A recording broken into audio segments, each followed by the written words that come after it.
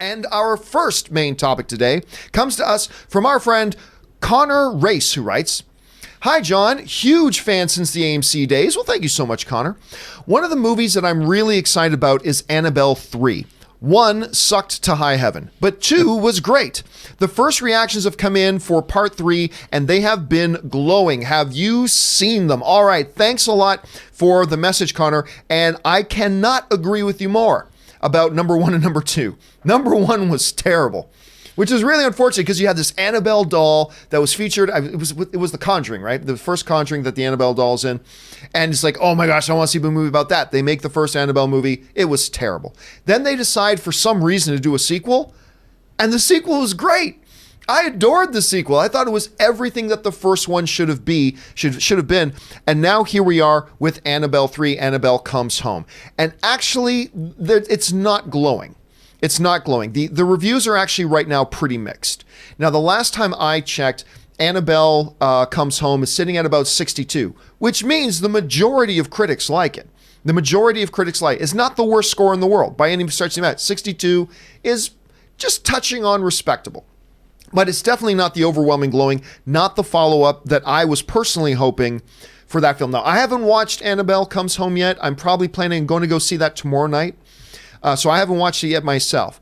But I have been looking forward to it simply because of how good that second one was.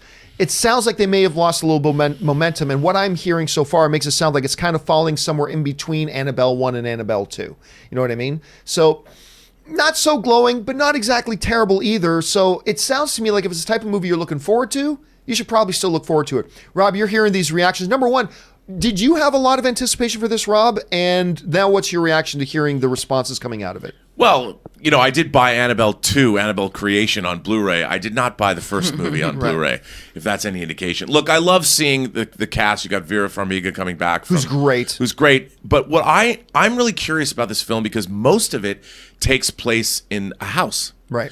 And I love single location films, if only from a filmmaking perspective, to see how it's directed, how it's cut together. How does the filmmaking staff, how do the filmmakers turn one location into someplace exciting? And I've read a few really interesting reviews that have said they've done a great job.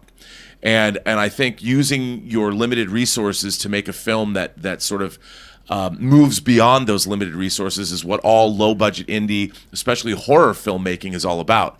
And I'm really curious to see it from that standpoint. And I'll watch anything with a killer doll, dude. I mean, what's up?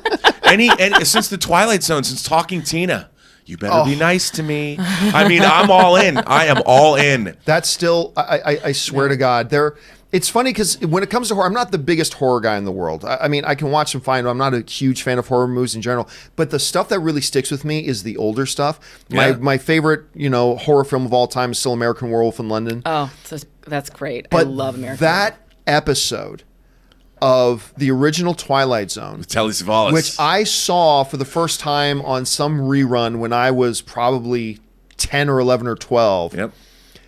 I'm Talkie Tina.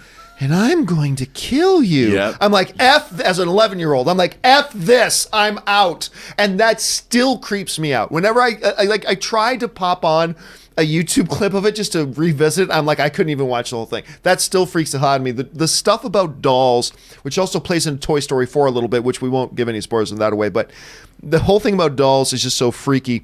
Aaron, let me ask you this.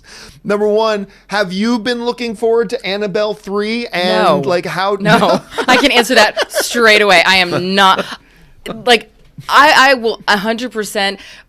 Friday the 13th, Halloween. I mean, I'm all about a stalker slasher film, but I will not watch a crazy doll. I had way too many dolls in my room growing up. My mom still has all of them up on shelves. They creep me out.